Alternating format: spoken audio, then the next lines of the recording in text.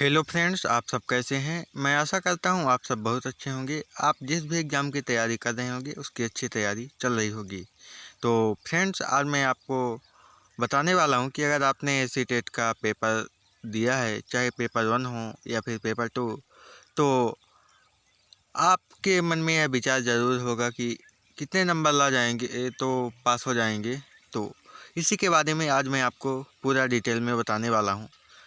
साथ में मैं आपको यह भी बताऊंगा कि अगर आप सेंट्रल गवर्नमेंट में नौकरी करना चाहते हैं तो कितने नंबर लाना ज़रूरी है। अगर आप किसी दूसरे स्टेट में जा कर के आप नौकरी करना चाहते हैं तो कितने नंबर लाना चाहिए, या फिर आप अपने स्टेट में करना चाहें तो कितने नंबर चाहिए होगा। अलग अलग कैटेगरी वाइज मैं आपको बताने वाला हूँ। बॉयज़ का बताने वाला हूँ, गर्ल्स का बताने वाला हूँ। तो फ्रेंड्स, आप सबसे पहले चैनल को सब्सक्राइब कर लीजिए, वीडियो को लाइक कर दीजिए और अपने सभी दोस्तों में शेयर कर दीजिए। तो चलिए शुरू करते हैं।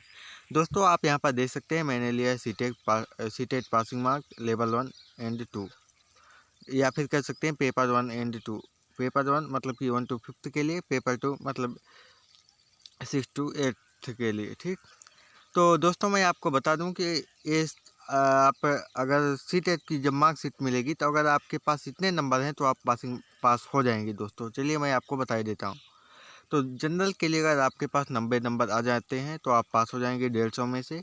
ओबीसी के लिए 82 नंबर चाहिए, ईडब्ल्यूएस के लिए 90 नंबर चाहिए, एससी के लिए आपके 82 नंबर होना चाहिए और एसटी के लिए 82 नंबर होना चाहिए। आप कहेंगे कि ईडब्ल्यूएस के लिए 90 क्यों? क्योंकि सीटेट में ईडब्ल्यूएस के लिए कोई ऐसा अलग से प्रावधान नहीं है, तो जनरल में ही काउंट होते हैं, इसलिए जनरल वालों को 90 नंबर लाना ज़रूरी है।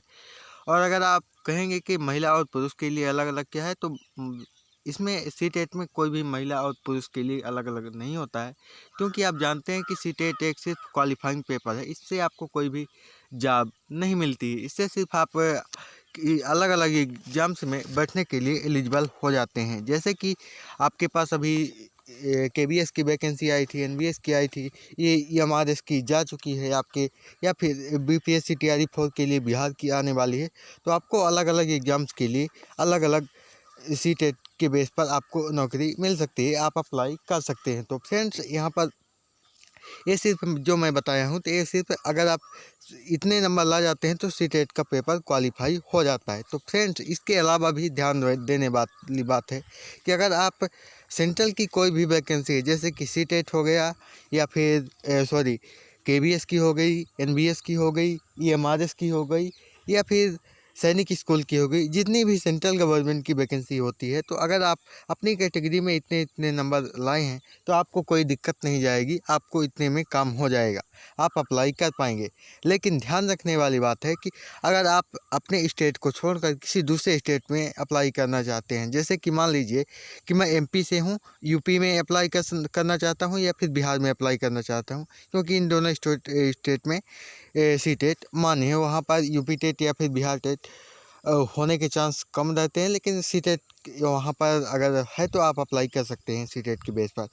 तो अगर मैं अपने स्टेट से किसी दूसरे स्टेट में जाना चाहता हूँ तो वहाँ पर मैं जनरल में ही काउंट होऊंगा, तो इसलिए आपको जनरल में ही नंबर लाने होंगे। मतलब कि अगर आपके पास 90 नंबर होंगे तो ही आप अप्लाई कर पाएंगे, अन्यथा आप नहीं कर पाएंगे। जैसे कि मान लीजिए कि अगर कोई एससी कैटेगरी का स्टूडेंट है, वो 85 नंबर ला करके अपनी कैटेगरी से सीटेट क्वालिफाई किया है और वो एमपी से, अगर वो बिहार में अप्लाई करना चाहता है तो वो अप्लाई नहीं कर पाएगा, क्योंकि इसको अपनी कैटेगरी में जनरल के बराबर 90 नंबर लाना होगा, तभी वो दूसरे स्टेट में अप्लाई कर पाएगा।